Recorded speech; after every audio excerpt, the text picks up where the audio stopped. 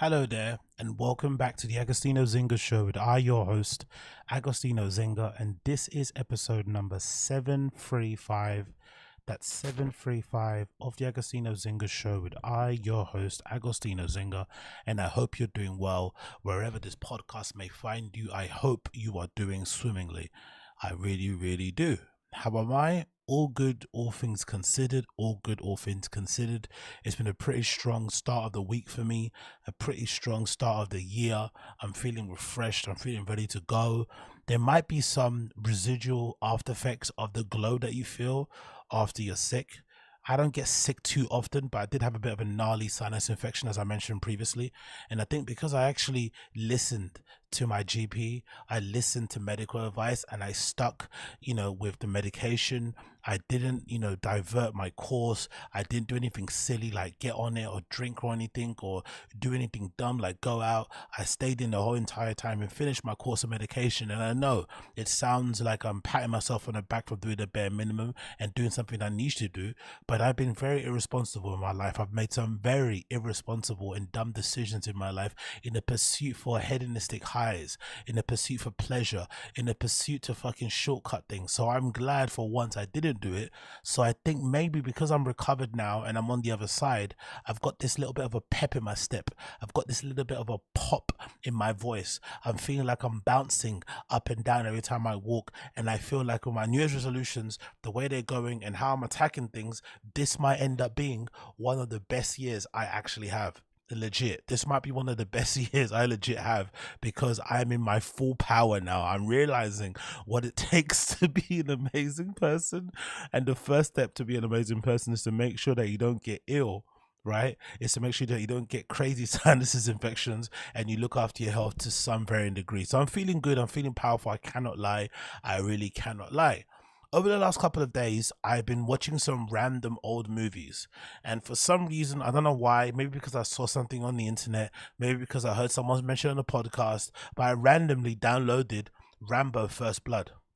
I'm sure most of you have watched Rambo First Blood in the past, but I randomly watched it the other day.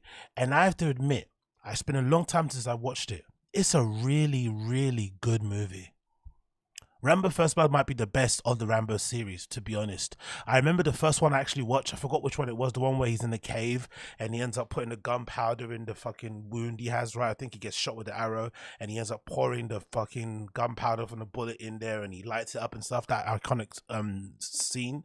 I think that was the first one I actually watched, but I actually went back to watch the first one and it's really good. Okay, that's number 3. Chris Mack is saying the one with the gunpowder is number 3. So I remember watching number 3 first. I didn't watch them in chronological order when I was younger. I watched 3 first, but then I watched the others. But rewatching it again, even though I thought number 1 was quite slow when I first watched it, number 1, the original one, First Blood, is actually the best one because it essentially depicts this like guy that's just come back from Vietnam. He's a little bit perturbed by what happened over there. Most of you guys know about the history of the war in Vietnam and the fucking all of the fallout around that, similar to what happened with the war in Afghanistan.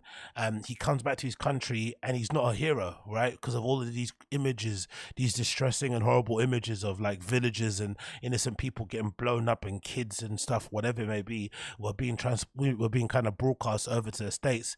And there was a big liberal movement happening obviously there at the time as well. And he was getting harangued by people. He was essentially like an outcast, and he ends up being, basically trying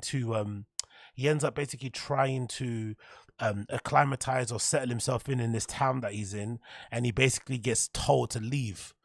A police officer basically picks him up and takes him out of the city limits and tells him to get on the next train. Like says, hey, you're not wanted around here. You're a vagabond. We don't need your type. He's a war hero, right? You'd imagine like he fought for his country. You imagine he's going to get the red carpet treatment, but that doesn't happen. They just see him as another vagabond. They see him as another troublemaker. They just see him as somebody that has no use for society. Even though he put his life on the line, he lost his brothers, his sisters out there and fighting for his country, fighting for his flag, fighting for freedom, fighting for whatever he was fighting for. And he comes back to his country and he realizes that it was all for nothing because everybody just sees him as a monster, as a machine, right, as a killer. And he has to adjust to that reality. And then he also gets back and he sees these like layabout cops in this small town who don't really do much, right? Who are basically lording or trying to lord their, authority over him and trying to treat him like he's less than, and he just snaps. It's sort of like it's sort of like a depiction of civil unrest, but it's sort of like beamed through this one person, right? It's civil unrest, it's civil disobedience, but it's been through this one person's prism, and I absolutely love it. I swear to God, I really, really, really, really enjoyed it, watching it. And the funny thing is, the really sad thing about it is, nowadays no one will make a movie like Rambo nowadays. It wouldn't exist, because obviously there's a lot of like violence against police, right? There's a lot of quote unquote police brutality, but not in the way that you think. And obviously a lot of kind of, untoward destruction, crazy amounts of it. So most likely, and of course the messaging around it also would be a little bit dicey. No one would make this type of movie nowadays. The only thing I can think of that's similar, that's meant to be coming out soon, is the movie by the studio A24, the one that did Midsommar and a few other big releases. They've got a movie coming out called, I think, Civil War or something. And that should be pretty good. And that looks quite good in terms of, it's basically depicting there's American Civil War going on. And for some reason, I think it's maybe just, maybe around the idea of the culture war happening at the moment in the United States. And so far, judging by the trailer, that looks like that could be a fun movie. But again, will they really go pedal to the metal? Will they really push it? Will they really be talking about interesting things, interesting themes? Will they really be talking about interesting policies, worldviews? Or will it just be like a cookie cutter, wokey type of kumbaya type of shit? Because I feel like Rambo First Blood works because it does what it says on the tin, and it's unapologetic with how it depicts how, soldiers would have basically felt around that time coming back from the war in Vietnam. It does it in a really good way, and without sugarcoating it, without making anybody to, because really and truly Rambo isn't really a hero, right? He goes around basically destroying this small town for the sake of his pride and his ego, right? Because he gets told to leave because he's not allowed to go get some breakfast or something. He basically decides to destroy the whole entire town, and then inadvertently, through the process of him trying to escape or trying to trying to be free, he also, through his actions, he doesn't directly, but a couple of cops die as well off the back of his basic actions and shit. So no one really comes out of it smelling like roses, but it is really a good depiction of what does happen in real life when you push a man too much, when you push a man to his limit, when you push a man to the point where he feels like he has no other retort, he has no other way to go. That's what happens. And maybe the pushing thing as well nowadays couldn't work because it might be a little bit of a mantra, or it might be a little bit of a manifesto for like what do you call it, mass murder and stuff. The guys that do like shootings in shopping malls and stuff. This might be one of those type of things. So maybe that's why they wouldn't do it, because it is a little bit like that, right? It's about this idea about this guy that's like he's a social outcast, and now he's been pushed, right? He keeps getting pushed, he keeps getting prodded, he keeps getting provoked, and then he snaps.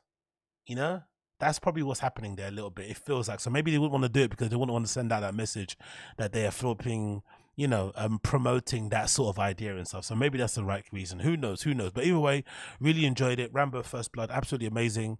Again, limited special effects, just really good storytelling, amazing cinematography, great acting.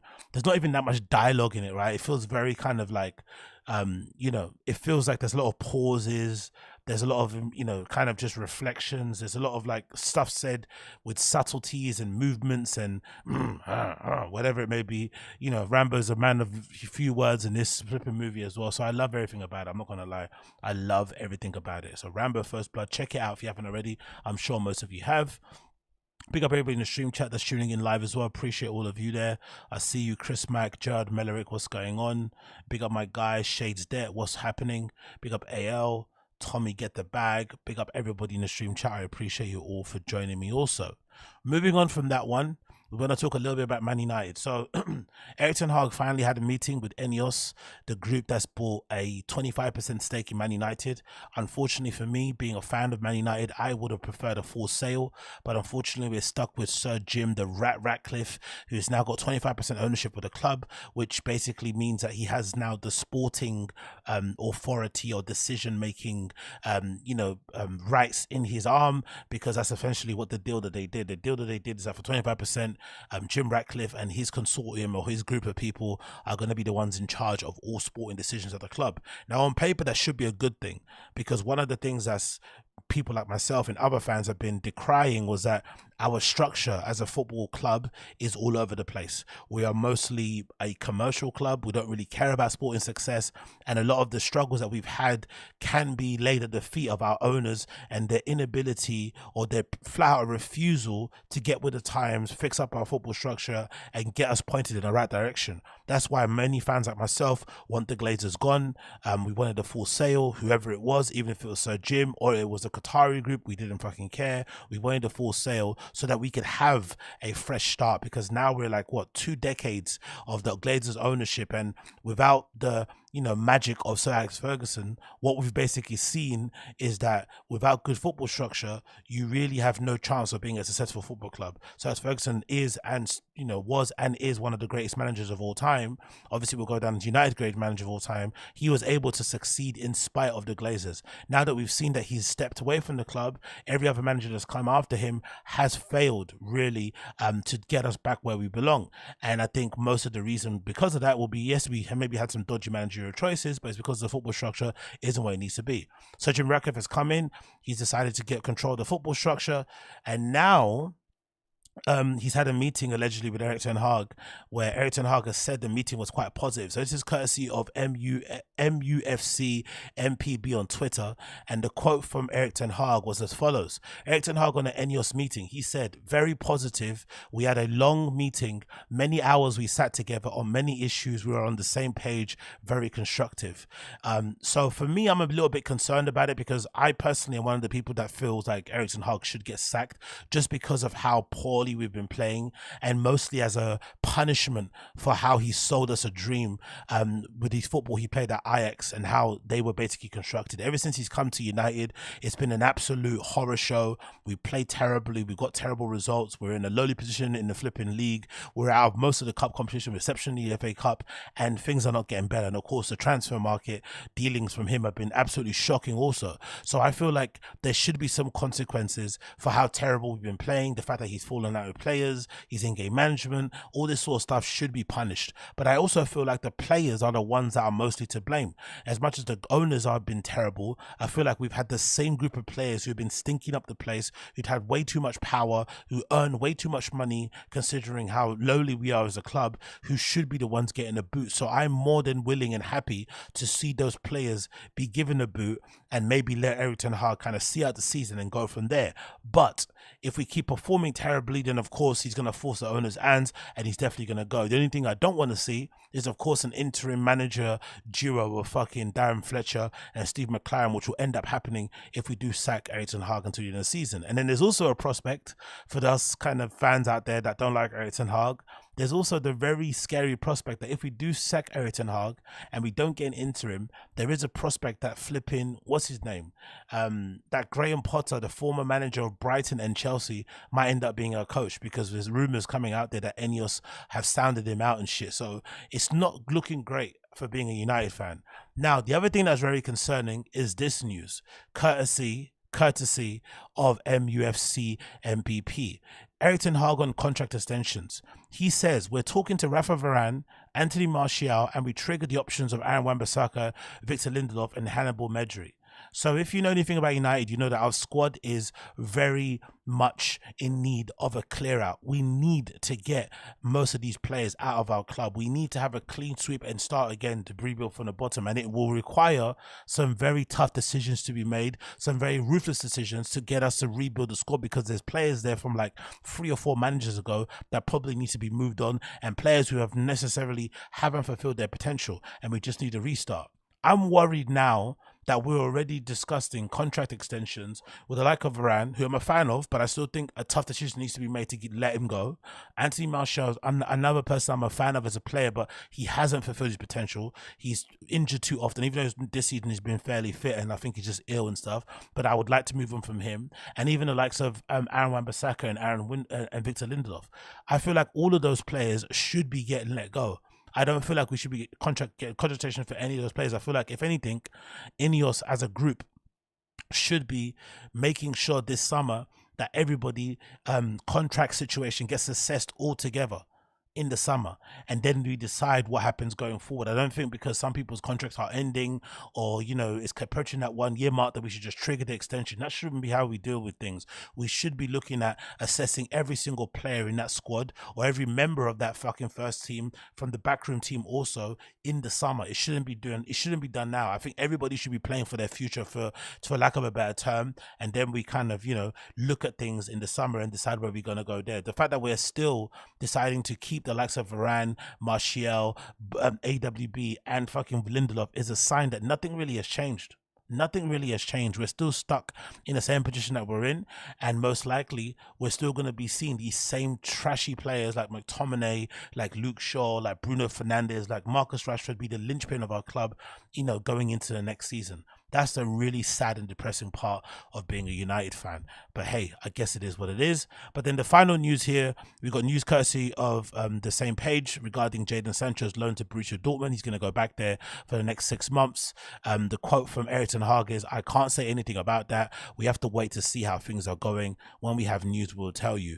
Obviously, for the player, I'm happy for him. Selfishly, for me, being a Jadon Sancho fan, and obviously not the biggest Erik ten Hag fan, I would have much preferred to see Erik ten Hag get fired and then see Jadon Sancho get brought back into the team, but that's not going to be happening. So for him personally, it's a nice chance to go back to a team and a country that he had a lot of joy in, to be able to play with a team obviously that he kind of clicks with, and the management structure and the coaching ability, whatever it may be, and obviously in a league that he obviously did very well in, get his confidence back and maybe put himself in a shop window. Most likely the club will try to get him back again, but I think regardless of what happened to Erik ten Hag, if I was Jadon Sancho, I'll be looking for a permanent move away from United.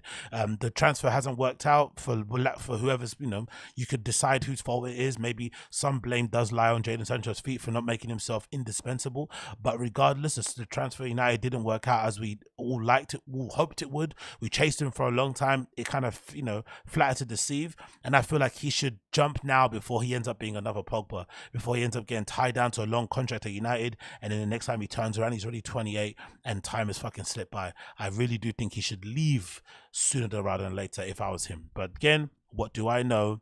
And then, of course, finally, United news. I was just wanting to mention that I am worried about the FA Cup game against Wigan on Monday. FA Cup game against Wigan on Monday. I'm very, very worried about that game, even though Wigan have a very terrible record so far in terms of the last, 6 or so games. It's 1 draw, 3 losses, 1 win, and then that's, 2 draws, 3 losses and 1 win, right? So not the best flipping record. And if you look at the table of where Wigan are in League One, right? This is the Football League One, which is like 2 divisions down for the Premier League. Wigan are 17th. They're in 17th position. But I'm honestly envisioning a scenario where this team Wigan, who are playing in the 2nd division of the English Football League, will end up beating us in the FA Cup. I've just got a feeling. I've got a bad feeling about this on the game on Monday. So let's see what happens.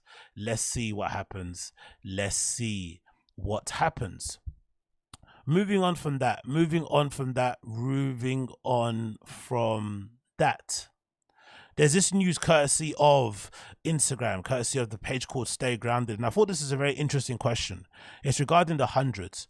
And this person posted, the hundreds is just important to streetwear as Supreme. And I have to agree, but I also think, unfortunately, the hundreds suffered from just being too corny, or for maybe the people not liking the fan base or the customer base of the hundreds. And they were maybe the first prominent streetwear brand I remember at that time who basically suffered because people thought their fans were corny. I can't really think of another brand that had the same sort of issue. Maybe Supreme for a little bit had the same issue, maybe Bape for a while.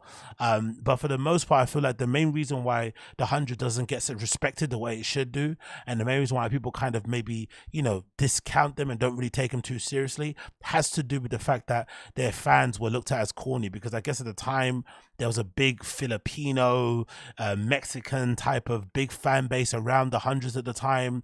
They were very, very West Coast. Maybe at the time, West Coast streetwear wasn't very looked at as the cool thing. There were a lot of obviously West Coast streetwear brands and stores, but I don't feel like the scene around it was as cool as it is maybe nowadays, if that makes any sense. Because, I was a big fan of the hundreds. I used to wear a lot of the hundreds back in the day.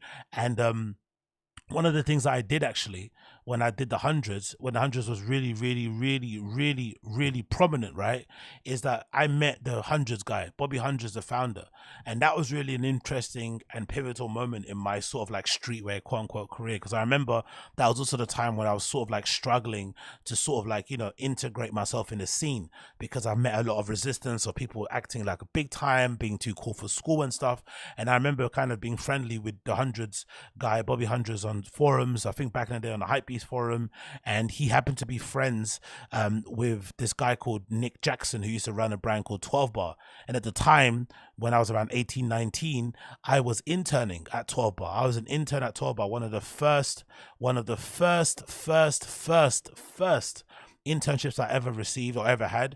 And it was amazing because it kind of opened my eyes up to like what it means to have clout and what the really important thing is to kind of strive for if you're kind of, you know, trying to make a name for yourself in this little subculture or a niche or a scene.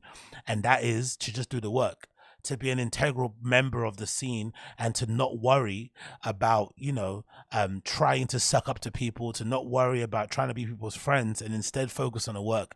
Instead, try and build up your brand, try and build up your agency, your photography portfolio, whatever it is you're doing, and most likely that will get you to the places that you want, and it will most likely have the same people that you're trying to lick their asses end up licking yours. It's very toxic, it's very destructive, it's very odd way of thinking, but that was the reality that I saw, because when the hundreds guy, Bobby Hundreds, came over to London that summer to kind of visit, you know, to visit people and hang out, one thing that I instantly noticed was how different everybody treated us, right? Everybody was treating us so differently when I went to stores.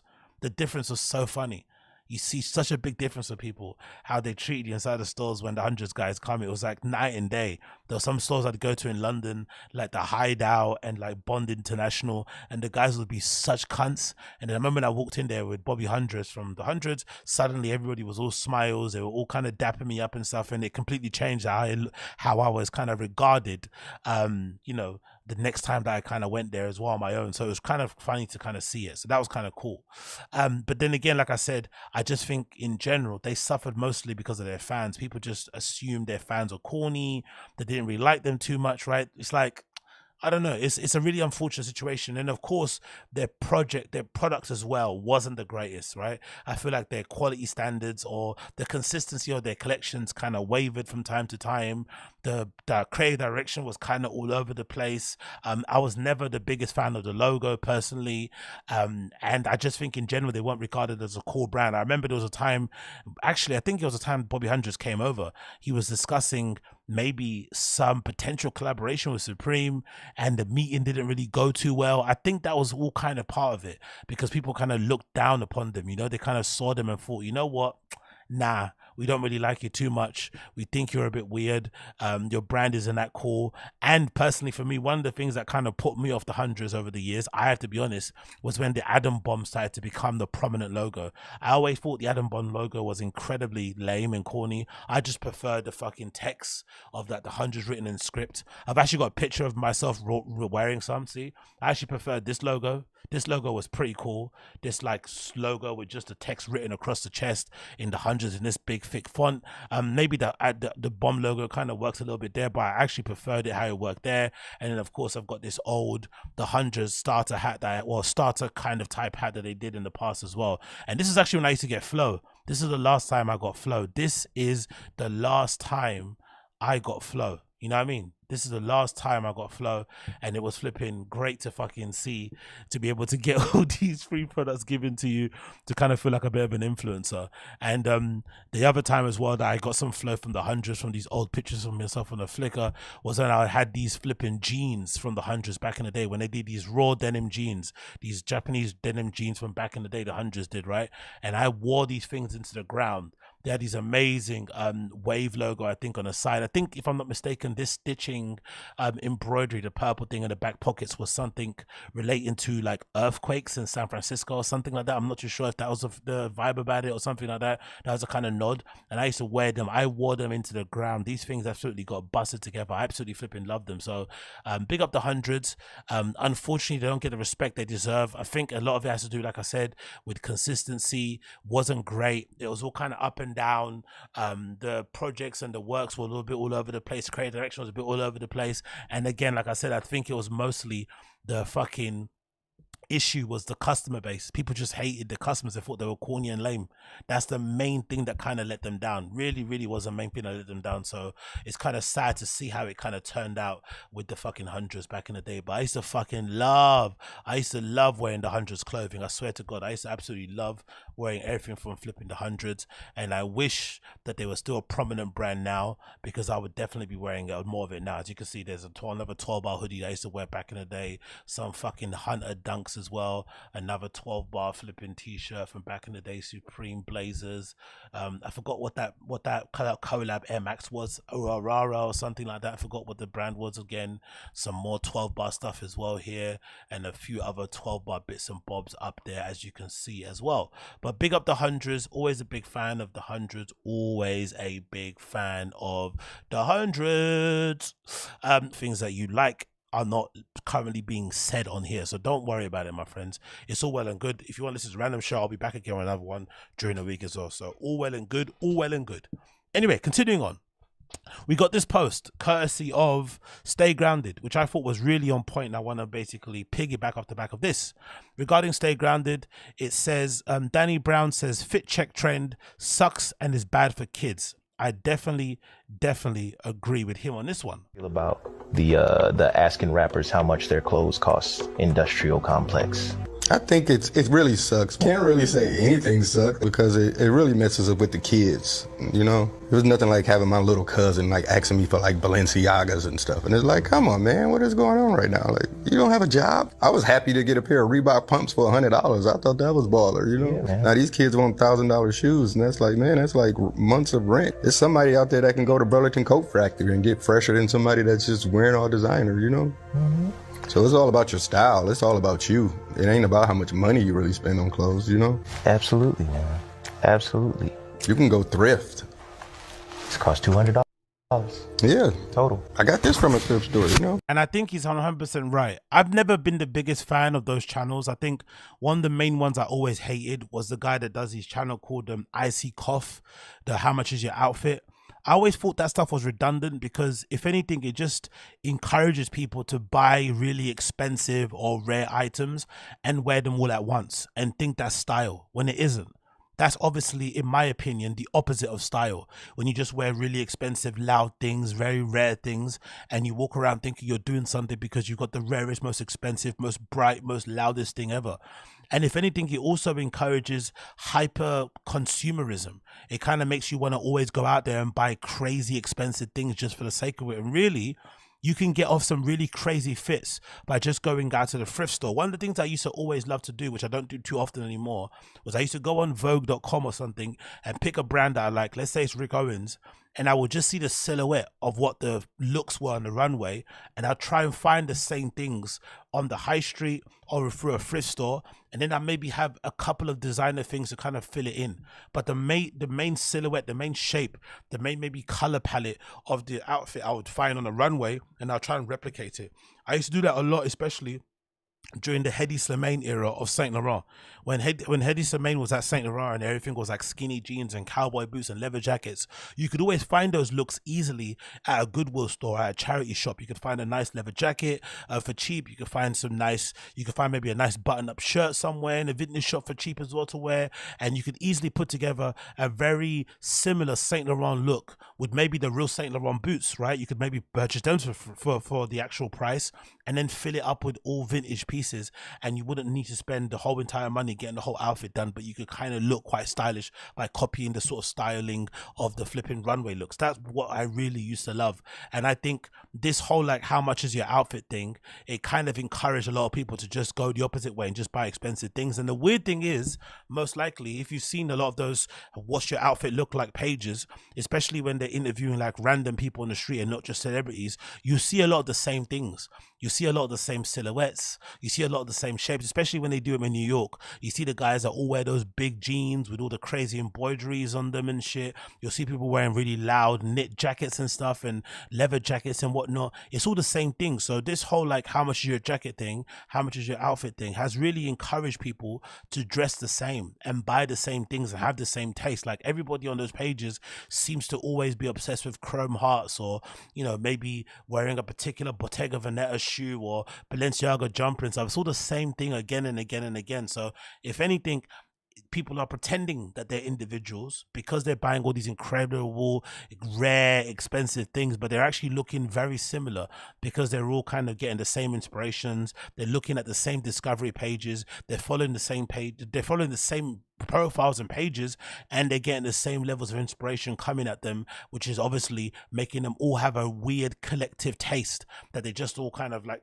you know, copy and pasting on different sort of bodies from all around the world. And I really do detest it personally. And it's unfortunate too, because the other side of it is these people online who post their outfit pictures, but they refuse to give you any details. They kind of gatekeep stuff. So you'll see people in the comments say, oh, where's the jacket from? Where's the jeans? What's the name on the brand of the shoes? And they always ignore them. They don't reply, they don't like, they don't do anything. It's just always kind of gatekeep. So the complete opposite of it is people who go out their way to post pictures. They want you to like their pictures, but if you ask so many questions about where they got their items, they don't want to answer. They don't want to give you any details and stuff, which is really pathetic as well, because most of the time, if you're smart like me, all you do is just take a screen grab of their outfit, you crop whatever thing that you want to find out, and you just put it into a reverse image search on your Google, on Google search, or especially on your phone, you can get the Google app, and usually you can find the item that way really easily. Unless it's obviously something archived that hasn't really been, shared online, you can usually find most of the stuff online. So it's not really even bothersome. It's not really even useful to do all that whole gatekeeping thing, because most people with the smartphones can find out what you're wearing, even if you want to keep it yourself. So I find all that kind of, how much your outfit things to be incredibly lame. So I'm really glad that flipping Danny Brown said what he said, because it really is lame and it doesn't really breed good style. And if anything, it just makes people be hyper consumers and not really want to have any identity when it comes to the things that they wear. So I'm glad that he said that. I really am glad that he said that. Next on the list, we got this post courtesy of this guy called Fit Dad AK regarding the up and coming Pharrell design bag that's going to be dropping with fucking Louis Vuitton. This is the particular version that is the millionaire one, which is retails for $1 million, and allegedly all the fixtures on this bag are actually made out of gold, actual real gold. And I think the leather is some other really high quality leather. I forgot what the other bits and bobs are, but if I'm not mistaken, all the actual fixtures on it are actually real gold. That's why it's actually $1 million flipping dollars. And allegedly it's been doing really well. There's a demand for it. It's been selling out, according to the guy that I just spoke about. Personally, I just prefer the regular one. I think it's called a Key Powder bag, if I'm not mistaken. It's got this really nice chunky gold chain on the outside, and it's got this nice little padlock as well on there as well. And obviously the flipping gold zip as well makes it look really incredible. And then if you actually check out the comments from this guy, he says in the replies here that today was the official in-store release of the actual bag itself, and there was insane queues across the US, lines outside the stores. Products are going out of stock during pre-order phases. So even though this bag retails for $1 million and the regular one is still $100,000, most likely people are still buying it and it's actually selling out. That's a really crazy thing that's happening here. So even in the recession, with money being tight, right, with unemployment being high, there are people out there still purchasing $1 million bags just for the vibes. And I've also got here an image or a video that features the one and only LeBron James also starring in the latest campaign for Louis Vuitton, advertising the Keep All bag? I think that's what it's called, if I'm not mistaken. Here he is walking down the street with the bag itself, and I gotta be honest, the ad is kind of underwhelming. It's not really that aspirational. I don't really feel like I want it because LeBron James has it, and if anything, this makes me question how long Pharrell's actually going to be at Louis Vuitton. He actually makes me question, like, is he going to survive there? Is he going to be there for the long run? Or is this going to be one of those short appointments that soon at the end of the year he might go? Because that's my prediction. My prediction is most likely Pharrell won't be at Louis Vuitton men's by the end of the year. It's something kind of underwhelming about his collections there. There's not been a lot of hype behind it. After the first collection, there maybe was some hype, and then the second resort collection happened. I think it was in Hong Kong somewhere, and that very much was very underwhelming. And this is not looking the greatest either. I'm not really too enamored by this in any way, shape or form, and I'm not really too sure this is really going to move the needle. But most of you will know, especially the guys in America, that LeBron James is huge in Asia. He's huge in China. So maybe this is a smart play to get him to kind of, be able to kind of do that, push the button over there in Asia and get people to get really excited for it, even though, Asian people love Louis Vuitton anyway. But this might be a clever move to kind of get those people over that side of things interested in buying the bag. And then there's obviously more images of it as well here. As you can see, LeBron James looking cool, sitting on top of the car with the bag there also. So maybe I'm mistaken and this actually might do some units, but I think the images are a bit, boring. I'm not really, encouraged by it at all. And I think it's a little bit terrible for me personally. But there's also a video here I want to play that features Pharrell turning up at the Louis Vuitton store in, I think, where is this store? I think it's a Louis Vuitton store in, where is it? Is this Miami? It might be Miami if I'm not mistaken. I think it's Miami. Pharrell turns up there and decides to do an in-store pop-up appearance for the new collection of bags that's going to be sold in the store. And he turns up driving a Cybertruck. Let's turn off the sound because I don't want to get fucking taken down. You see him pulling up there. Well, let's take off the sound again. He's taking pictures with fans and shit, right? Looking cool. He pulls up to the store with his nice big baggy jeans and shit. I don't like the aggressive boot cut on the jeans, some shoes there, and here's him with his new collection in store, feeling fine, feeling happy. So Pharrell's got a Cybertruck. He pulled up to the store and he's obviously doing his nice little store visit there. And I don't know. He obviously looks amazing pulling up to the store in a Cybertruck. Cool, we love it. But I'm just not too sold on the clothes. I'm not gonna lie. The vibe isn't the same. Also, R.I.P. Virgil. It's not really the same. It doesn't hit the same. And I'll be surprised if Pharrell is still there by the end of the year. But again, I could be mistaken.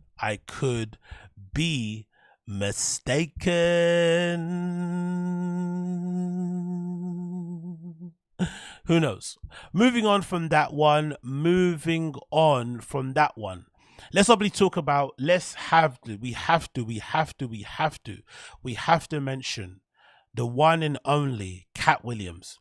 Katt Williams had probably one of the best interviews I've seen in the last 18 months. It will go down for sure as the best interview of this year, unless there's some Kanye interview on, the Shay, the Uncle Shannon Sharpe show. I think it's called Shay Williams. I forgot what the actual show's called, but Shannon Sharpe show. Maybe Kanye will go on there and maybe trump this. But so far, this might end up being one of the greatest interviews of all time because Katt Williams laid it bare. Katt Williams laid it bare in all ways, shapes, and sizes. And I feel like this interview is going to go down in history. And it's so amazing to hear him talk the way he did, so honestly about the industry and kind of be honest about the things that go on.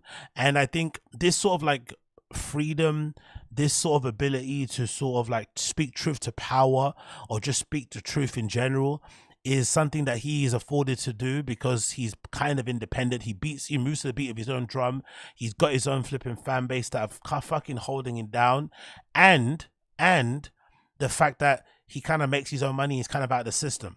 There's part of this interviews that kind of make it feel like he's a little bit bitter. He's a bit of a hater, but I think most of the things that he says come from a good place. It's really difficult, I feel like, if you're in an industry that's highly competitive and you don't like what's happening in there and you want to speak against it, it's ultra hard not to come across a little bit bitter. It's ultra hard not to come across like you're hating, even though you're speaking your truth. So I feel like he kind of pushes that line a little bit. Get for the most part, I feel like it's incredibly refreshing to hear him say that, because I feel like for whatever reason, people that, people that get a certain amount of wealth or fame, they seem to have a resistance, or they seem to be very resistant to saying how they actually feel, or actually talking about things that actually affect them, or speaking the truth in any way, shape, or form.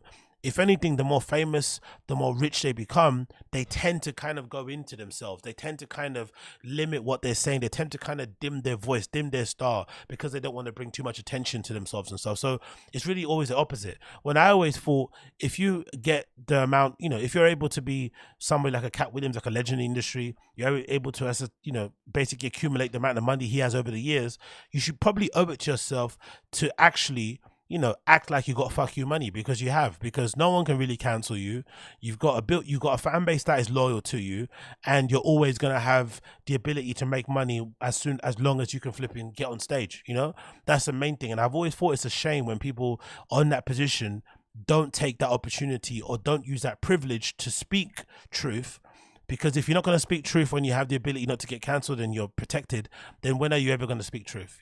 So it's great to hear him speak the way he did. So I'm going to play a collection of clips here that I've took obviously from social media and from the YouTube interview. You guys can check it out. You know where to find it. Just type in on YouTube Katt Williams interview, and it'll be the first one that pops up. Allegedly it's a part 1. There's another part coming out also. I'm not really sure how long it is, but it's an amazing interview. I'll play a selection of clips, and then of course I'll comment on them as we continue. But it's an incredible interview throughout. Definitely watch the whole thing. I did, and I absolutely loved it. So let's play the first clip. This one's about most comedians need to get booed, and this could definitely apply to the one and only Brendan Schaub, who I usually cover on the Random Show.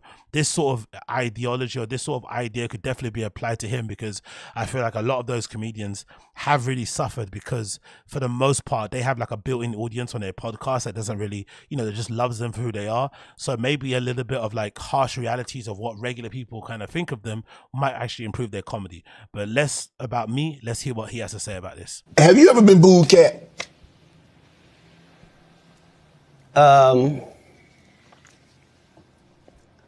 Yes. Yeah. I have. What was that feeling like? Did it want to give up? Because because when you have, I don't know how early it was in your career.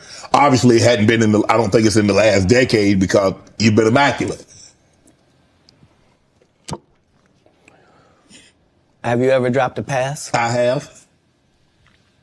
I've been booed too. You know the little segment between everything is fine and I got it, and then you noticing where it is now? Mm-hmm. Yeah, it's that. The thing about, as a comedian, the audience's opinion is the only opinion that matters, not you, the writer, none of that. And so I don't think any comedian has ever been booed unnecessarily either. That is a brilliant way to look at things, right? The audience is always right. The audience is always king. And that is how it should always apply. But I feel like nowadays stand-up comedians sometimes say this, but I don't think they believe it. I don't think they actually believe the audience is king. I think some of them actually, through whatever, this is a weird thing to say, but I think a lot of them sometimes end up despising their audience. I also see it sometimes in the DJ scene. You end up seeing DJs who get to a level of fame where they end up really despising their audience. They end up despising their fan base. And some of it might have to do with this really strange, like kind of flipping their head, where they start to feel like the audience is sort of holding them by ransom. It's holding them at ransom. The audience is the one that's forcing them to do these shows, that's making them have this crazy schedule where they can't sleep, where they can't stay in one place, where they don't see their family, where they miss their loved ones. Maybe that's part of it, but you see a lot of it happening. They start to kind of build almost a sense of contempt for the audience. Or they have this other thing where they feel like if you're not laughing, if you're not enjoying a show, that you don't get it, right? My audience is dumb, like basically chastising them in a way. It's a very strange thing. You see a lot with celebrities nowadays, or performers nowadays. It is really strange, fraught, almost confrontational relationship with the fans, where you love them because obviously they've given you this life that you've always wanted, but then you also maybe hate them because they are then such big fans that they always demand more of you, which is then taking you away from the things that you actually want to do. Yeah, you know what I mean? It's a strange thing to say, but I think in general, I would love to see more of this mindset with artists in general, where it's always fan service. And I think it's strange because me myself, when I come to like doing art or whatever content I'm doing, I always feel like I do a lot of it for myself. Like I always think to myself, hey, how would I feel like if I was randomly on YouTube and I stumbled on this guy who was talking about art, who was talking about shoes, DJing, nightclubs, who was talking about design, fashion, then he started speaking about comedy and shit. I'd be interested, you know what I mean? So I do it kind of for myself, but I also have to kind of keep in mind that I'm also doing it for an audience, and I want to make sure that they're having a fun time while they're watching it, because there's nothing worse than watching somebody who's sort of wasting your time, you know? So you kind of have to, it's a balance between like servicing yourself and making yourself feel good, making sure that you feel good at the work you're doing, but also keeping in mind that the fans are always king. The customers are always the king. They're the ones that you always kind of have to answer to. And I think I've always had that mindset. This is weird to say, but I think most of it has come because of my kind of early experience in working in the service industry, working in pubs, working in bars, working in fucking retail stores. That was when I always was obviously subservient and serving people and making sure that they had a good experience, that they had good service, that they were happy with the product they were given.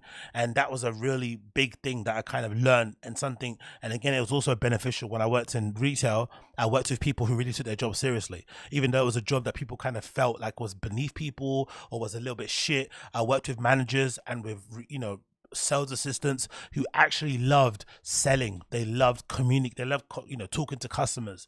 They love fucking sharing their knowledge. They love just shooting the shit with random people, and that makes you appreciate that kind of, you know, that relationship with the customers type of thing. And you don't see a lot of it nowadays, unfortunately. Let's continue. They deserve it. Oh yeah. I'm saying what do they say when a guy shoots the air ball in the NBA? They say air ball to make sure everybody knows. But again, he still got to get back on D. Right. Like the game didn't end. He don't get to throw his hands up and sulk. Right. That's supposed to be used as a learning experience. Most comedians don't get booed enough. Exactly. Very true. I mean, and nowadays, this is a very good point, because nowadays it's even more so. Most comedians don't get booed enough nowadays, more so, because a lot of comedians, or artists in general, forget comedians, think of all artists. Now most artists have their own platforms, whether it's a social media feed, whether it's a podcast like mine, whether it's a YouTube channel, whether it's whatever it may be. They have a place where most of their fans can talk to them, communicate to them, or see their art. So if anything, you can build a fan base of people who just like you for you. And I remember one time Theo Von saying it, and I think he said it around the time that he joined King and the Sting, and it was kind of relating to Brendan. I think he was thinking out aloud and kind of trying to wrap his head around how Brendan had a fan base. And then I think he realized in real time, oh, people just like him for him. They just want to see him. They just want to be in his presence. It's not because they think he's super funny. It's not because they think his jokes are amazing on stage. They just like him for him. And I think a lot of that happens with a lot of comedians nowadays, where they have a fan base that comes out to see them just because they like them from podcasts. They like them from appearing on other podcasts. They just like their personality. And it has less to do about their fucking comedy. So if anything, it doesn't help them in terms of getting funnier, because they have their own fans coming to their shows, not people that don't actually give a shit about them. So they don't actually learn what jokes are funny or not, because their own fans laugh at everything they fucking do. They gag, you know what I mean? They're bending over backwards just, you know, at mannerisms and stuff. So that's probably the main reason why you're seeing this strange situation in comedy now, where you have people who are super famous, but the comedy doesn't match the level of fame they have, you know, because they obviously play to the home crowd for the most part. That's the issue I'm seeing nowadays. this is how you end up with a Michael Blackson who's a real African doing a fake African accent. Okay, this guy is mad at me. All I did was give him the best advice of his life. Remember, he was wearing dirty dashikis. And I told him he needed to dress to be in the position that he's trying to say that he's in. And if you're the African king of comedy, sir, there's actually comedians in Africa doing comedy. If you're going to say that, you got to go to Africa and get a school, dude. Everybody got, you got to put in some work. And these guys, they take my advice. They change their whole persona. And then they hate me for it. He's so right, though, about the Michael Blackson thing. I didn't think about that, but that's such an astute observation. He's a real African that puts on a fake African accent to be funny. It's quite funny, then. A real African that puts on a fake African accent to try and be funny, which is odd. because you'd imagine, just lean into who you actually are, and that should be the funny thing.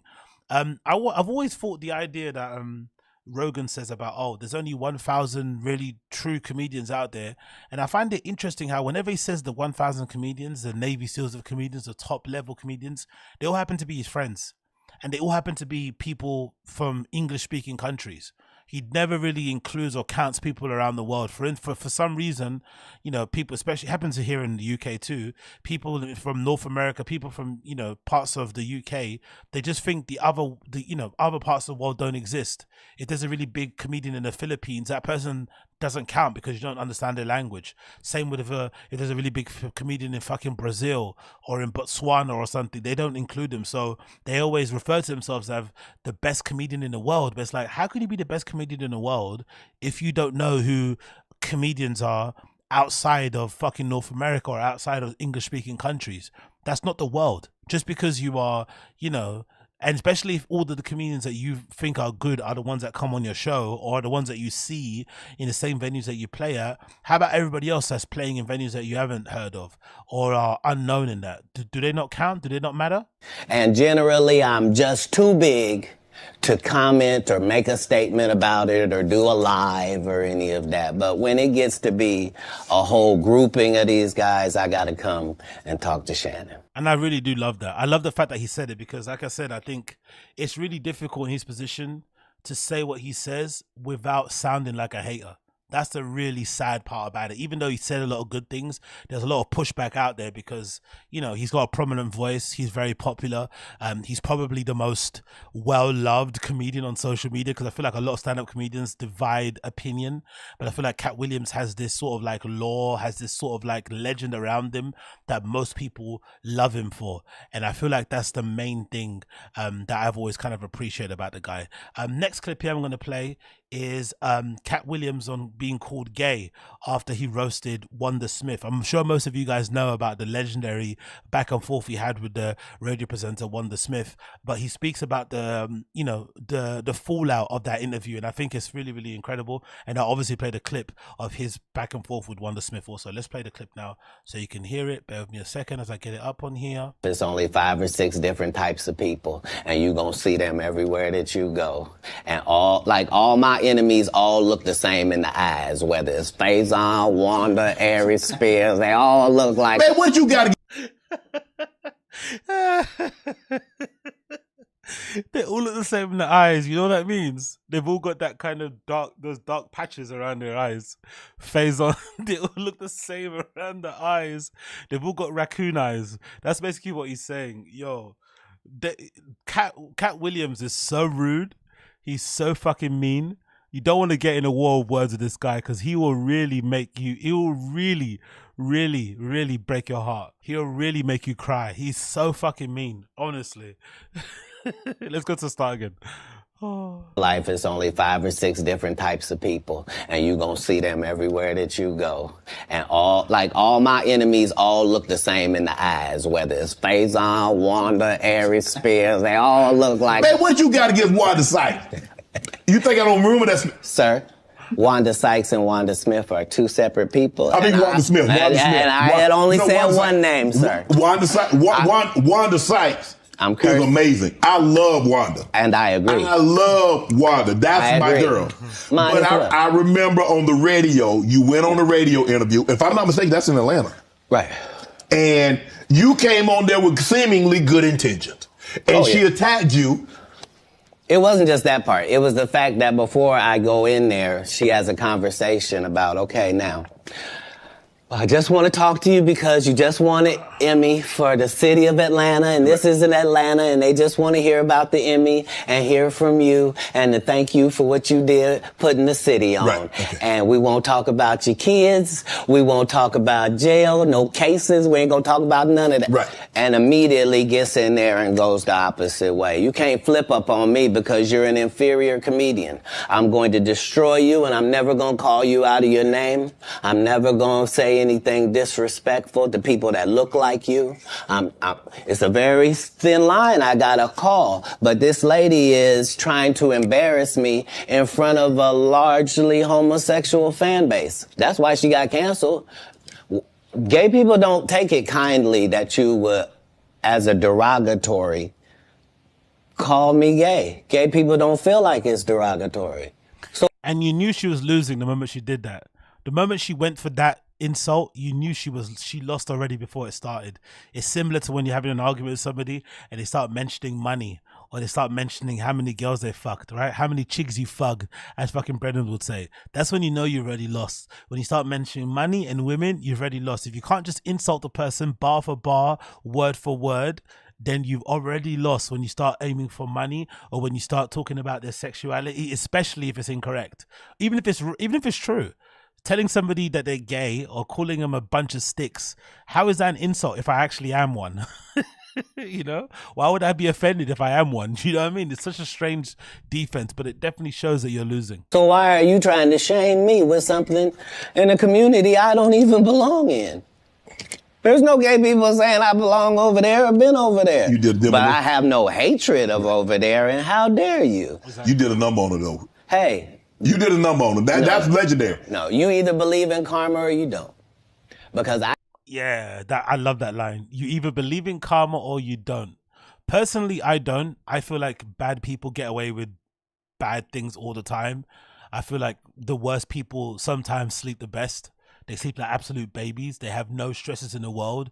They go through life essentially skipping down the street like they're playing fucking hopscotch with not a care or a worry in mind at all whatsoever. So the idea of karma, I feel like, is a little bit, it's almost self-serving. It's almost like a weird kind of like way that we try to soothe ourselves into believing that there is some sort of like, you know, there's some sort of like moral justice system thing that exists out there, and it isn't. The only justice system that exists are in the courts. There is no other, you know, everything else is just coincidental. I don't think actual karma exists personally for me, but again, I could be wrong. I didn't even know any of the stuff that she had done to my fellow comedians until afterwards. I just know that it was a setup. Right. And remember, they tried to kill me this same weekend. Not in jokes, with a real gun in my real face on real camera. Understand I'm losing my life for participating in something that goes along with my job. Like, it's two comedians, what do you mean? And the world was okay with it because it was me. Had that happened to anyone else, the world went crazy when Will smacked Chris. This is a person pulling a whole gun on a comedian in the confines of their job. It's really a weird situation. So obviously, most of you guys know, so I'm going to play it anyway because it's one of the most legendary clips anyway, of fucking Katt Williams destroying Rhonda Smith on her fucking radio show. Oh, sorry, Wanda Smith. Most of you have probably seen it. If you haven't already, sit back and enjoy, because this is legitimately one of the best takedowns of all time. I swear to God, one of the best takedowns of all time. Listen to Katt Williams destroy this woman. That joint was... My hair is 19 inches long and I have no perm. You don't? Oops. Oh, that's not a perm. No, it is not. Nice lady. That's natural. Come run one of your gnarled fingers. Come here. While you on air. So they can hear you live. Come on. Come over here. No. That's not how that works. Oh, okay. Well, then stay over there. Don't worry. Ain't nobody putting their hands through yours. That's right. They don't have to. I don't want them to. Get on out of here. You okay? You okay? Only one of our hands moving while we talk. Are you all right this morning? Are you okay this Red morning? Grant, Atlanta Comedy. Tell Wanda to take off them headphones and that wig. And make sure. Red Fox makes it so worse. Red Fox, a comedian, he makes it so much worse. The way he's laughing, I always remember he's the one that makes it worse. And that always happens. Whenever someone's getting ripped, it's less about what the person says. It's mostly about the people around you that are laughing. And Red Fox, the comedian, is absolutely making it so much worse the way he's laughing. He is absolutely dying at Katt Williams destroying this woman, and he can't help himself. He makes it so much worse. I swear to God. That wig and that headphones And come take off together. them old ass clothes you got on. How about that? Yeah, they're old. Versace, yeah. It doesn't matter. It doesn't matter. It's She said, Versace. I want to apologize to the people at Versace Collection. This is your 2019 summer line that hasn't come out. But you had to open it up and show us it was Versace. I want to just. No, I didn't have to open it up. These people are on radio. They can't see anything. Yeah, but you opened it up so we could see it. Yes, ma'am. Well, happy whatever for you. store is for the Black Lane Bryant. That's right. Very proud. Okay, let's play some music real quick if we can. We going to a break real quick? All right, cool. We go to a break. Shout outs to Forever 21 Necklace Collection. That's right. Shout out. They don't remember me for wilding out, right? I'm not the right one to Jones on. Get this inmate out of here. If you can't get your blood pressure down, you can't call me down. If your cholesterol is 600. Whatever, little mama. I'm little mama's baby daddy. No, you little mama. Yes, ma'am. Hey, and what are you, girl? You probably shouldn't talk about sizes. No, that's okay. You big on the radio. That's right.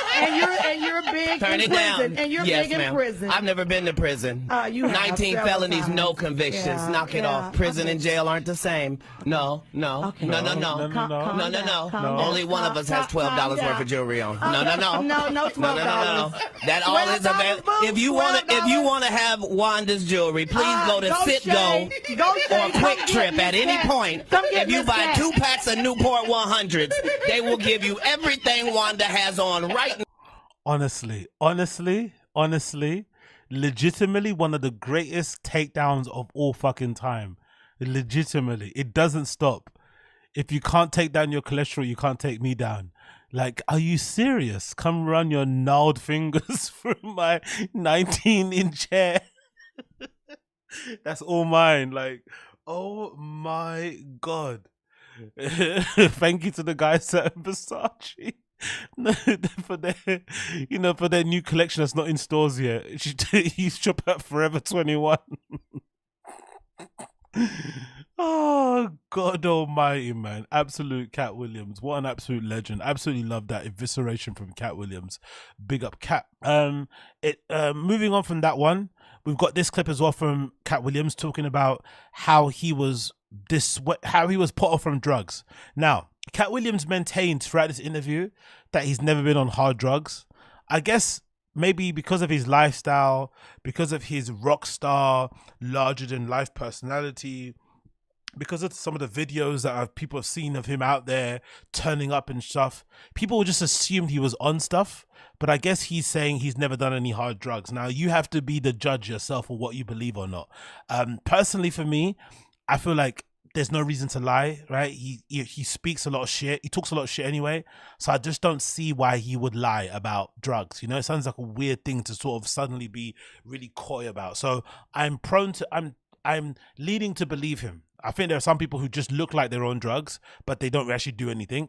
And I think, unfortunately, he just has that he has that deposition about him, right? He kind of carries himself in a certain way when people think he's on drugs, but he's never actually on drugs. And I think this story about him is really cool, about how he says he got put off from drugs. So let's hear him kind of speak about this, and then you guys can make up your minds, the listeners, as to whether or not you believe Katt Williams that he hasn't done any hard drugs ever in his life, because I'm not too sure if I believe it, but let's see what you guys think. I've heard you were homeless, and somebody else told the story, said they were homeless, and you said they hijacked your story. Now, I don't. At 13, I shouldn't have to tell you I'm homeless. I'm in Miami, Florida. I have no family members in Florida. I couldn't buy a house if I wanted to. I couldn't get an apartment if I wanted to. I don't have a credit history. Like, this is not a stretch for me to say that I'm homeless. I'm living in a park in Coconut Grove. The park still exists to this day. For 8 hours a day, I would get up and go to the library and study for 8 hours a day to increase my education. And then I would leave out of there and go to the marina and steal car radios and make $2,000 almost daily. Like, I had a routine. So you really could have played that old thief in Santa Claus. You could have played him. No, the Santa Claus wasn't a thief. The Santa Claus, you can't tell me. I read the script. Ricky Smiley told you he didn't read the script. The constant disses of fucking Ricky Smiley is so good. He fucking hates Ricky Smiley. He hates Steve Harvey and Kevin Hart so much. I fucking love it. I don't know. It's just refreshing to see somebody hate like out in the open, especially somebody successful, because people always say the haters are like basement dwellers like myself, right? People that live in their parents' basement, covered in Cheeto dust, neck beards, virgins, incels. That's who people think are haters. But it's nice when you hear somebody hating who's actually successful, because it comes from a real place, because they've got their own success, but you're allowed to just hate other peers that you have, because it's just pure hate. Like, I just don't like what you do. I think you're overrated. I don't think you're that good. It's really kind of cool. The Santa Claus was a crackhead. He just had that outfit on. That's what I couldn't have played. Okay. Like, I couldn't have played a black guy that got raped in the bathroom. Right. So at any point in time, you like, man, I made a mistake, man. I should have stayed my butt in Ohio, man, because this ain't what I signed up for. I didn't experience anything once I left home that I hadn't signed up for. If anything, it saved my life. Me being homeless for that small period of time allowed me to see all of the people that were in that situation, and to see that these were lawyers and doctors and teachers, and that these people were white and black and Asian and Indian. And the only thing that all of these homeless people had in common was they made a bad decision and aligned themselves with drugs. And that's the truth. That's the real truth. I remember when I went to work at a soup kitchen when I was like, I don't know, what was I? I must have been like 17 or something. And that was another big wake up call, because I guess when I lived in the hood, like for some reason, I guess we just had, maybe it's just the area that I live in, there was predominantly black, obviously with some white people, but you didn't really get to see the scope of poverty. You just saw it just through one lens, and you just saw it through the people that you're around. And most likely when I was that age, all you saw was your experience. All you knew was how bad you were suffering, how bad you were struggling. You didn't have the cool trainers. You couldn't afford this. You had to eat the free school meals, all this sort of shit, right? And you couldn't see past your own struggle. The moment I worked in that soup kitchen for that one summer, and you see the amount of people that come to soup kitchens, which is a really scary situation about it, because you think to yourself immediately, when I was working in a soup kitchen, I was like, wow, if this place wasn't here, what would happen then? If this soup kitchen didn't exist, where would these people go to have a hot meal? Where would they go to have some food? Where would they actually go? That was a real wake-up call that I had. And I remember also seeing, like Katt Williams said, all types of people coming into a soup kitchen. Not just people that were homeless, not just people that were down bad, not just people that were poor, not just people that were that, all types of people that legitimately looked like they came from work. People that came from work, legitimately people that literally came from work were actually there. It's absolutely crazy to see it, that people that were struggling look like everybody that you see regular walking on the street that just needed a hot meal. And it kind of really did humble me and allowed me to see past my own struggle, and to see that, even though I was going through a bad situation or my family weren't in the best shape, that there were people out there actually suffering way worse and just getting on with it. They weren't feeling bad about themselves. They weren't kicking themselves. You know what I mean? They weren't doing what was mean things. They weren't crying and complaining. They were just trying to make the most of it. And that was really cool to see. I'm not going to lie. It was really eye-opening and refreshing to see. And it really does make you, I wouldn't say if it humbles you, it just kind of makes you realize just how big of a scope, just how different things are outside of your own purview. And it's not just all about you. And again, when you're that age and you're 17, 18 and stuff, you're a bit self-absorbed and warped in your own thing anyway. And I interviewed them all. What drug? And guess what, Shannon? What? Nobody had a great story. Nobody had a great story of what meth had done for them, what crack had done for them, what cocaine had done for them, what heroin had done for them, what speed had done for them. Nobody had them stories. Everybody's story was, I had my life together, and then I decided to do this dumb thing. And I lost my wife, I lost my house, I lost my cars, I lost my reputation, and I'm now out here sucking penis in the woods. I like how you ended that sincere moment with that fucking endo. Now I'm out here sucking penis in the woods. Bloody hell, man. Honestly, he's really... And you know what's really funny about that? It's like, as Uche says, it be like that sometimes. That's really the harsh reality of it. It's funny because it's actually true. That's how it is. you end up getting yourself in a spiral where you're addicted to drugs, where you're fucking, in a self-destructive path. And it ends up being a situation where you go from having a couple of bumps, having a couple of tabs, a couple of pills, and then suddenly you're on all fours in some, derelict housing project somewhere, screaming somebody's name. That's how dark it can get very, very quickly. So big up Katt Williams for sharing that. What? Talk about scared straight. You ain't got to worry about me. If it ain't weed or nicotine, you won't see me touching it. I don't want no parts. I done seen what these things can do to people. Anything that take over your free will is the devil. And he's right about that. He's fucking right about that. He really is. Big up everyone in the stream chat. Appreciate you for tuning in as well. Thank you for being here. Make sure you like the stream if you're enjoying what you see and you're hearing. Big up who I'm seeing here. Big up Half Moon Bardo. Big up you from the gym. Big up also Justin Holtman. Big up you. Helps you realize stuff can get worse. Exactly. And big up everybody else I'm seeing here in the chat. Thank you so much for hanging.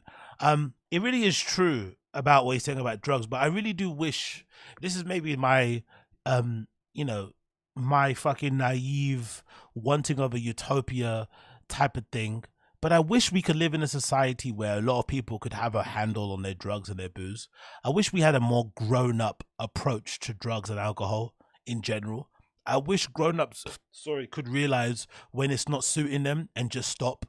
Obviously addiction exists, we all know this, but I wish there was an ability for people to be comfortable enough and okay enough to just stop and not continue if it didn't serve them, to maybe have one drink and decide, you know what, I've had enough, I'm going home, to maybe have a couple of drugs and then decide, you know what, I'm done.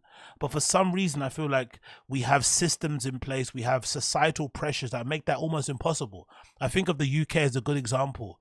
When I was, before the pandemic, before the world went to shit and before we turned into mostly a working from home world, that's what mostly I do. I used to always go to the office, and I used to go to an office that I would work in every day, Monday to Friday, and the work culture in my office and the work culture around the offices I worked in, because I used to work for a startup, I used to work for a few other companies too, but mostly I'd work in areas that were kind of like the London version of Silicon Valley. So there'd be different companies and different, working places all around there. There'll be places to go and eat, places to go and drink, and whatever it may be. So there was a real collective sort of like work life culture around there, where most of the time throughout the week, especially from Wednesday, most people will already be in the pub and the bars after work.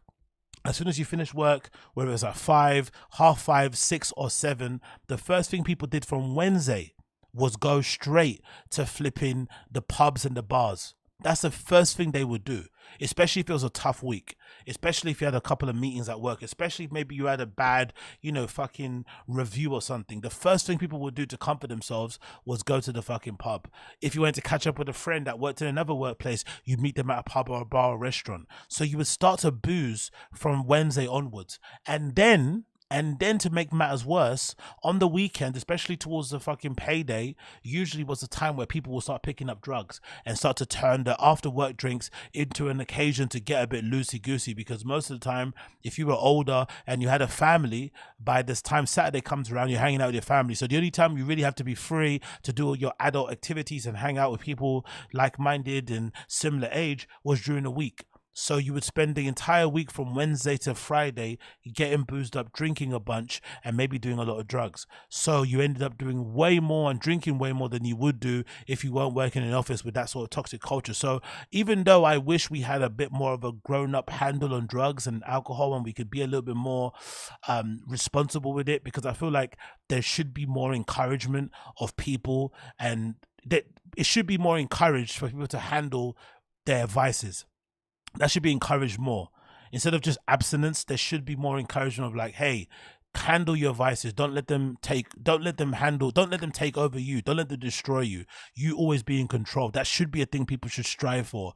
Like being able to be a good drunk, being able to be a good, drug person, whatever it may be. That should actually exist, but it doesn't. People always, there's always just on or off. It's always like sobriety or fucking boozing it up. There is no middle ground, unfortunately. And I feel like sometimes life gets the better of you, situations get the better of you, and then you end up going down this bad path. That's the really sad thing about these situations that lead people into these destructive paths, really. And I wish we just had a bit more of a, especially in the UK, wish we had just a bit more of a grown-up conversation around it and people took more responsibility. But you know, it just doesn't exist. You know, people just are just too loose, they're too crazy, and things just go all over the place. You know, that's the only really wild thing that I fucking hate about it. But you know, I don't know, there is no way to fix it, unfortunately. Like I said, I think I've met many people in my work life career who've become addicts just because of work, really, not because of any, you know, thing that they've done themselves, but mostly because of just the pressure of work. You have a stressful week, the first thing you do is grab a drink, and all of a sudden you start becoming the person that can't wake up without a drink, that can't function with one, that can't be in such situations without one, and all of a sudden you're dependent. You know, it starts off very slow, then it just builds up very quickly. So it's really unfortunate that happens, and that life basically pushes people in certain directions. Again, kind of like Rambo, right? Rambo First Blood.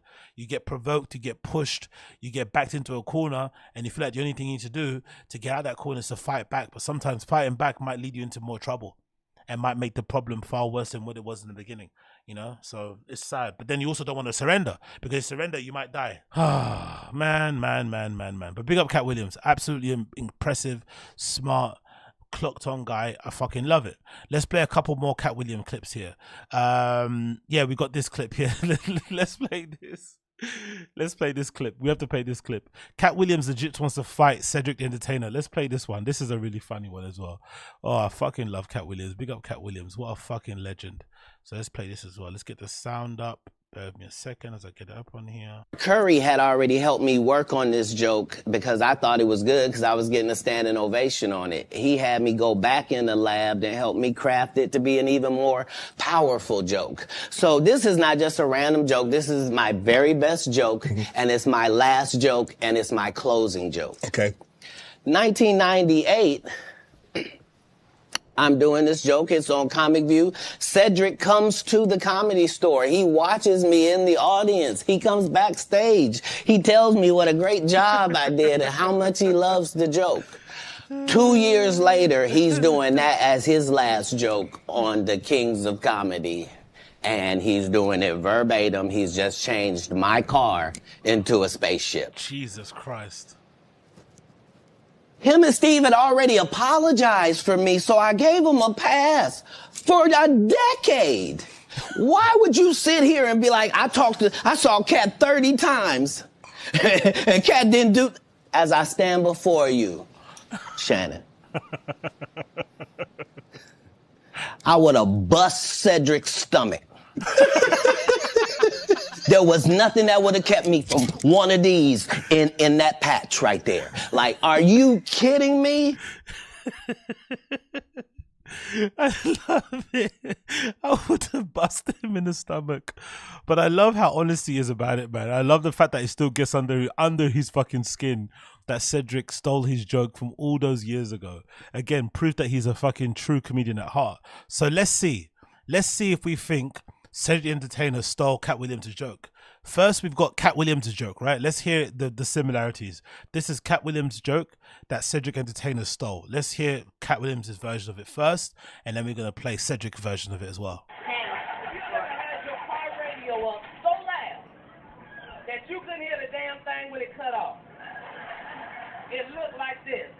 You flossing in a 6-shift convertible.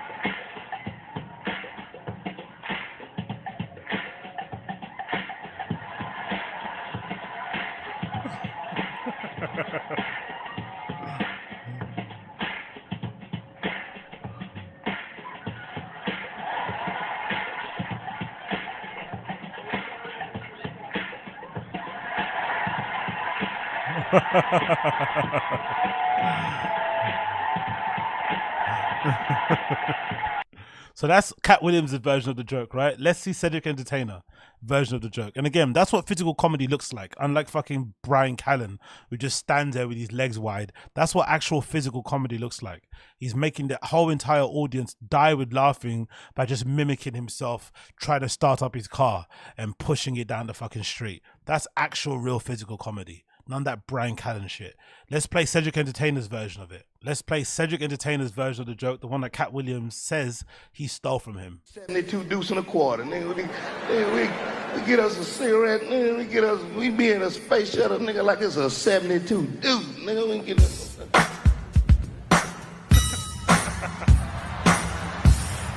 Oh my God, it's so fucking blatant.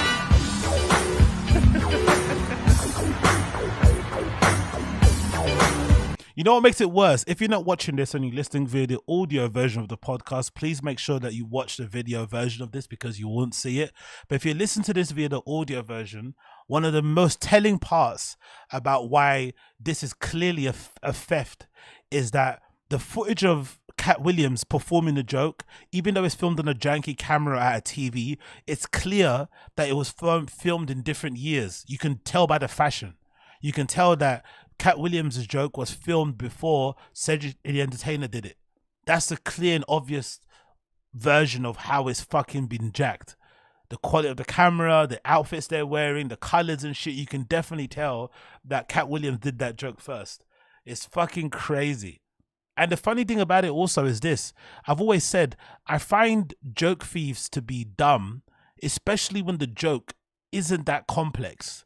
Like this is don't get me wrong, it's a good joke, it's a good bit, right? About how it is, you know, when you're driving a car and you're feeling good about yourself and you jump in the car, you turn on the fucking music, people are watching you and then the car doesn't start. But it's pretty basic still. If you need to steal this joke, that probably says more about you than the comedian that made the joke. Because it shows that you have no ability to make anything funny because you have to steal such an easy, almost like, you know, easy to grasp joke that most people should be able to think of themselves. And the fact that you couldn't think of it is proof that you're probably not a real comedian.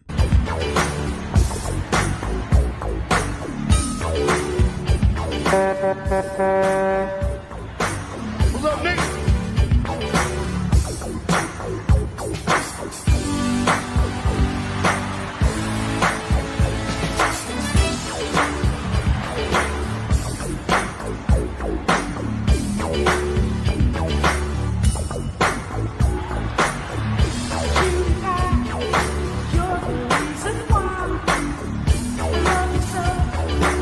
Oh, parallel thinking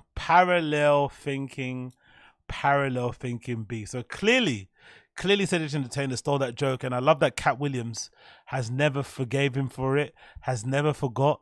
Always is smoke with him and Cedric, and he's always gonna keep his fucking foot on his proverbial neck, and I fucking love it, right? I fucking love it. I really, really do.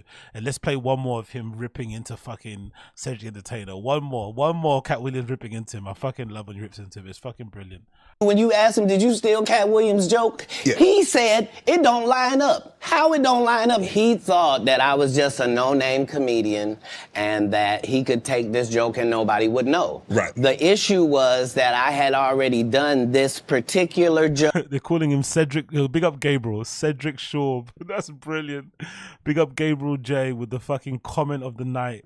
Big up Gabriel J. Cedric Sharpe. That's fucking brilliant. Joke on BET's Comic View twice. Right. It had done so well on BET's Comic View that they had made it part of the commercial. So part of the commercial of make sure you tune in to BET was you seeing me doing this joke. So this is not just a random joke. This is my very best joke, and it's my last joke, and it's my closing joke. Okay. 1998, I'm doing this joke. It's on Comic View. Cedric comes to the Comedy Store. He watches me in the audience. He comes backstage. He tells me what a great job I did and how much he loves the joke. That's got to hurt the most, isn't it? That probably hurts the most. Not that he stole the joke. It's the pure brazenness of it. It kind of reminds me of what's his face, the guy with Joe Rogan, Carlos Mencia. Everyone said the same thing about him. It wasn't the fact that he stole it. It was the way that he stole the jokes, right? He would watch you perform your set, and then he perform after you because he's obviously the main headline comedian, and then he steal your joke. When obviously, because you're performing, if you're up and coming, you're performing when no one's there. Then he performs after you, but he steals your joke and absolutely destroys. And now everybody thinks that joke that he stole from you is actually his. So now you can't do the joke anymore. You know, and it's the brazen nature of it, the lack of regard, the lack of respect that's really kind of cuts you. It's like, what the fuck? You don't really even care. You know what I mean? That's the thing that really hurts the most. 2 years later, he's doing that as his last joke on the Kings of Comedy. And he's doing it verbatim. He's just changed my car into a spaceship. Him and Steve had already apologized for me, so I gave him a pass for a decade. Why would you sit here and be like, I saw Katt 30 times, and Katt didn't do, as I stand before you, Shannon. I would have bust Cedric's stomach. There was nothing that would have kept me from one of these in that patch right there. Like, are you kidding me? Why would you downplay me like that? Why did I give you a pass if you were just gonna lie? Cedric's sitting here telling you why he ain't a movie star. He over here look like a walrus. You didn't say nothing. He can't even get his arms off his stomach sitting over here. Why I'm not a movie star. What? He's saying you look a walrus. Honestly, he's too much, man. He's too much. And you know what's funny? Shannon Sharpe said after the fact that it was such an awkward position to be in because he knows everybody. So that's what Shannon Sharpe said afterwards. Everybody that Katt Williams was destroying, he knows them on a personal level. Like they have each other's phone numbers and stuff. They maybe hang out, but they're cordial. Like, they're cool. So he was in a weird position because this guy's just ripping into all of his quote unquote friends, and there's nothing he can do. He just has to, stay neutral and let him say his piece. But I love him so much. It's a situation. He never wrote anything. Remember, when Cedric the Entertainer starts, he's supposed to... Yeah, I love Koila. You hate Shannon Sharpe, innit? Koila hates Shannon Sharpe. He's a bootlicker. You hate him so much. I don't mind him. He's kind of like, I love the description of him online. A lot of people say like he doesn't like women, but not like he's gay, but like he just doesn't like women. Like some of these opinions he has, being a 55-year-old, nearly 60-year-old man, is so bizarre. He has such a weird disdain for the opposite sex. Like he hates like them having an opinion. He hates them having views or wanting his time. I don't know. He's such a bizarre guy, but I love that someone said online that Shannon Sharpe doesn't like women. Not that he's gay, but that he just doesn't like women, He enjoys their company, maybe in a sexual way, but he just doesn't like women as people. It's so funny. Supposed to be singing, dancing, and telling jokes. That's why he's called the Entertainer. Right. We found out he can't sing, can't dance, and doesn't write jokes. He did 4 comedy specials. They're so bad, Shannon, they're not available on Netflix or Tubi. Can I say that again for the audience? They're so bad that they're not available on Netflix or Tubi. Tubi catching strays. Tubi catching strays for no reason. Available on Netflix or Tubi. Cedric Entertainer betted himself like Brendan, and it didn't work. He bet on himself, and it didn't work. You don't think Ced's a good comedian? The world doesn't think that, sir. I have 12 comedies. The world doesn't think that. Specials. He has 4 specials that are not available on Netflix or Tubi. And this is the age of truth, and the truth doesn't need to be scared of the fact that people tell lies. Katt's on drugs. Where are the stories? Why is there no story of anybody who ever sold a drug to me, did a drug with me, was around me when I was inebriated? I got 5 daughters. I got 5 sons. Why would we tell these ridiculous stories? Because it's competition. Now, I'm reading Katt Williams won Cedric the Entertainer's Anheuser-Busch Best Los Angeles Comic Award. Did you win that award, won Katt Williams? It's a simple yes or no. It's not a rhetorical question. It's a question that probably should have been asked to Cedric the Entertainer. I'm asking you. I got you here, though. I know. I couldn't believe Cedric didn't get asked that question. He's such a cunt. He's such a cunt. You still a dude's joking to give him an award, and then 10 years later you don't know nothing about it. Hey, but I promise you this. What? If he sees me again before he sees you, he'll be talking different when you see him. That's for certain. That's the difference. That's what these comics understand, is that I'm not doing nothing for clout. I don't even recognize clout. But eventually the Lord is going to let me and you be in one hallway. A lot of these dudes go. But you did win the award. How did the award help your career? It had to help something, Katt. Nope. No. God, come on, Katt. I didn't remember it happened till you just said it. How can Cedric give you an award that was worth something? Everything Cedric and Ricky Smiley ever been in got canceled for not being funny. Honestly, he woke up on the wrong side of the bed. I swear to God, he's went just absolutely crazy flamethrower, man. It's just absolutely brutal. Oh my God, bro. Oh my God. Absolute savage. Absolute flipping savage. You gotta love Katt Williams. You really have to love everything about Katt Williams. And to make him even better, right? Talking about Katt Williams not recognizing clout. Where's this flipping tweet I've got somewhere? Bear with me a second here. Look at this. Look at these stories. Look at these stories about Katt Williams not recognizing clout. I believe him. I believe all these stories. Look at this story. Look at this flipping story. I believe everything about Katt Williams. He is exactly who he says he is, right? Look at this random account somebody posted on Facebook of all places. When people are posting these comments on Facebook, you know them to be true because there's a whole different demographic that exists on Facebook, mostly like older folks, right? So this whole conversation around Katt Williams talking about how he gives back and stuff and how he doesn't like to talk about it and he's always trying to help out comedians. I think there's a particular clip where he just talks about, you know, how he goes out of his way to put money in comedians' pockets because he knows how hard it is to be hurting and not have somebody look out for you. Look at all these people leaving testimonials about meeting actual Katt Williams in real life and what he did for them. Look at this. This person called Ray Gordon, right, on Facebook posted this. A few years ago, I opened up for Katt Williams at the Lea Cross opening spot. I'm to be paid $700. I go through, I do my time, I rock out, I think. After my performance, they come to me and they say, Katt Williams wants to speak to you. I go to his green room and he gives me £1 with the money in my hand. We hug, exchange pleasantries. He says, I see you still killing it. I say thank you and I thank you for the opportunity. I bounce. Watch the rest of the show. I never counted the money because 1, I thought that it would be rude to do it in Katt's face, and 2, I figured it was $700. He's good for it. So me and Cupcake, I guess that's his girlfriend or somebody else called Cupcake, slide to David's in Chinatown for some salt and pepper shrimp. I go to pay, reach in my pocket, pull out the pay from the handshake from Katt. It's $2,500. This is a true story. So this is what he's doing without preaching about it or without talking about it in public.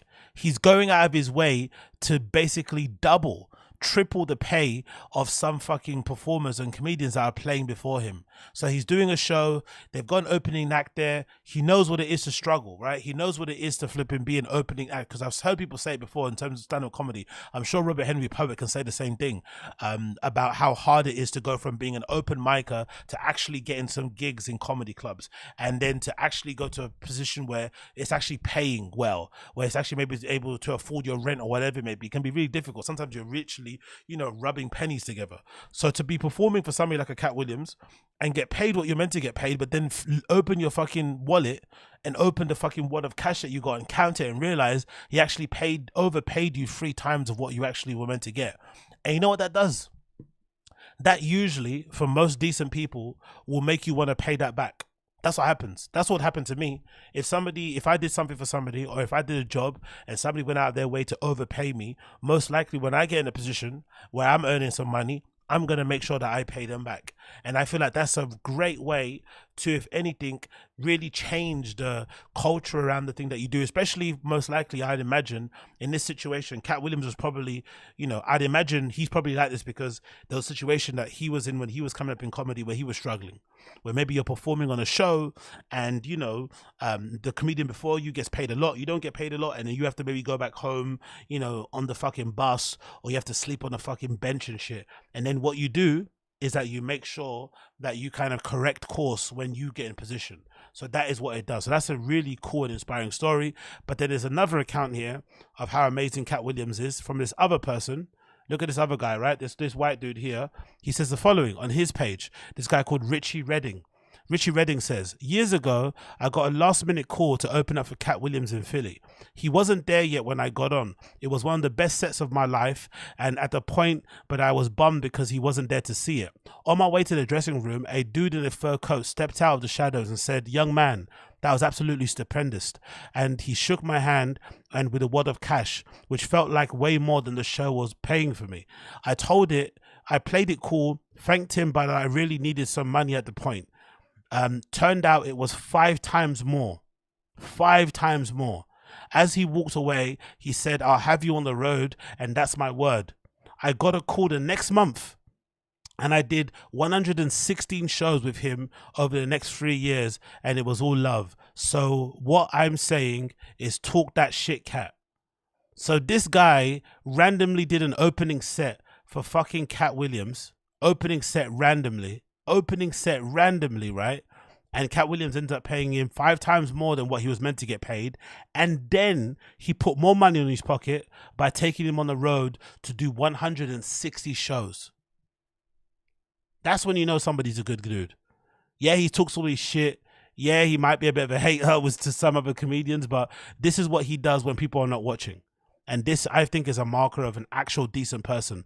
What are you doing to people? What are you doing for people? How are you giving back when no one's watching, right? You're in some like, minor town or some not so popular town in Philly, some show that not many people care about unless they're there, with a comedian that's not really that well known. But what are you doing for them outside of that? And that's obviously the type of thing that you like to see from people. And I fucking love it. I really fucking love it. Honestly, really do. Great to see. Big up Katt Williams for being an absolute legend and always giving back to people. You love to fucking see it. You love to bloody see it. Okay? That's what you love to do. You love to see it. Okay, moving on from that one, because I have to now bounce, I think, right? Yeah, I really do have to bounce because the time is now skipping by me. I think I'm going to do one more topic here and then I'm going to roll. Let's talk a little bit slyly about these shoes. So the Travis Scott Nike Sharkando, I think they're called now, right? I'm not too sure I like them now. Again, not too sure I like them now. I'm not too sure I like them now. I'm not gonna lie. They look a bit weird because Travis allegedly gave this pair of shoes to a fan and they look a bit strange, the shape. I kind of wanted to wear them in the gym, but they look a little bit odd. There's something strange about them. Maybe it's the strap. Maybe it's the upper. I'm not really too sure, but there's something very odd about how they look. But I did like this early picture. This picture of the white pair when they first leaked. These look quite cool. But this updated colorway and this brown, they look kind of shit, innit? They look kind of shit. These might be the first Travis Scott Nike collaborations that might sit on the shelves. These might end up being a dud. I don't think people are going to like these, They look kind of odd. Maybe I'm in the wrong here, but they look really strange. There's something really odd. Maybe they're a bit too bottom heavy. There's too much going on with the sole and the strap and the different materials, but they look a bit strange, isn't it? And again, maybe I'm thinking too much into it, but they just look a little bit odd. I'm not really not sure what I don't like about them, but they don't look very strange. But yeah, that's my final thought on them. I saw them today, and I just, I don't think I like them anymore now. Unfortunately, I don't think I like them anymore. But anyway, that is me now. I'm finished. Thank you so much for tuning in to the Agostinho Zinga Show, episode number, I think it's 735. It's been a pleasure to have your company as per usual. I'm going off to the flipping gym now to get my little pump on and listen to some music and, you know, make some grunting noises into the mirror and stuff. I love a good when I'm doing a good gym workout. So I'm looking forward to that. So I'll be pumping some weights while you guys are doing what you're doing. If you've enjoyed the show and you've enjoyed what you've seen, please make sure you like the stream down below. That'd be greatly appreciated. Like the stream down below. Thank you so much. That's all you have to do. If you listen to this via the podcast app and you're enjoying what you listen to also, please leave me also, if you can, on the podcast app, a 5-star review. You can leave me a 5-star review on Apple Podcasts. You can do it on Spotify and whatever app that you use to listen to podcasts. Please leave me a 5-star review. 5 stars only. If it's 4 stars, I don't want to know it. Give me 5 stars only. Give me 5, give me 5, give me 5. And then I'll be very happy. But until then, my friends, if you listen to the audio podcast, you'll be hearing my tune of the day playing underneath my voice. If you're watching this via the video side of things, it's going to fade to black. And I'll see you guys again on the other side. For now, take care, my friends. Peace out. Thank you for joining me.